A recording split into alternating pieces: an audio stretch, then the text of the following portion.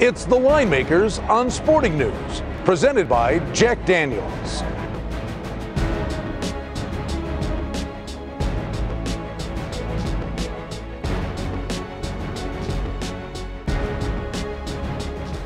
It's the Jack Daniels game of the week, and it's the Jack Daniels game of the year for the Cowboys and the Redskins. Winner take all for the division in the NFC East. The Redskins 3-point favorites. There are some 3.5s out there. Total was 50. It's down to 48.5. Ricky, there's so many trends to speak of. But before we get started, the biggest one is the underdog. These are blood rivals.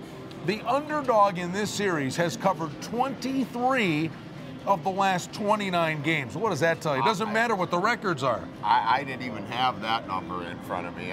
This is a rematch of the Thanksgiving Day game.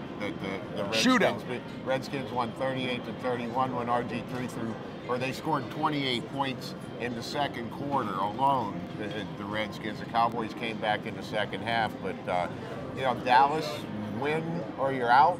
The Redskins can actually lose the game and still get in if the Bears and the Vikings both lose. That's a big if.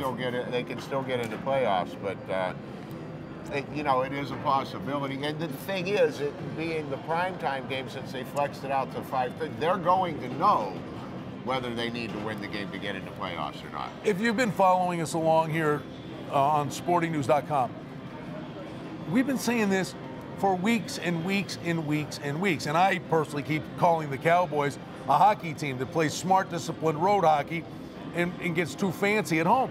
The numbers continue to bear it out. Ricky, the first meeting, Romo threw for 441 against the Skins. They lost 38-31. He threw for 440 against the Saints. They lost the game. Dallas is 8-2 to the under in their last 10 on the road. What do? They win road games.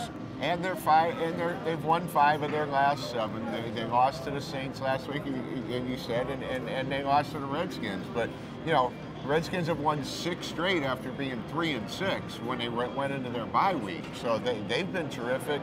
RG3's been terrific, and it's just a great matchup with the division title on the line in prime time in the final game of the regular season. I would say this. Smith and Kubiak are likely the guys that are going to be the front runners to be coach of the year because it's so easy to just look at teams' records. Houston's a good team in a bad division.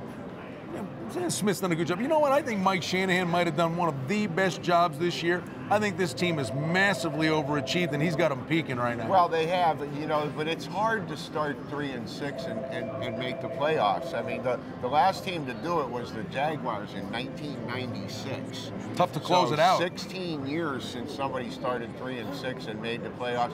Tony Romo's been terrific in the last. It's not his fault. The second half of the season, his 17 touchdowns and 3 interceptions in their last 7 games. He's been fantastic. Their defense is all banged up. They're playing with 5 guys, without 5 starters on the defensive side of the ball, and DeMarcus Ware's all banged up too. I'm going to say under. And I'm going to say, you know what? It would only be fitting overtime. Well, and I don't know who wins.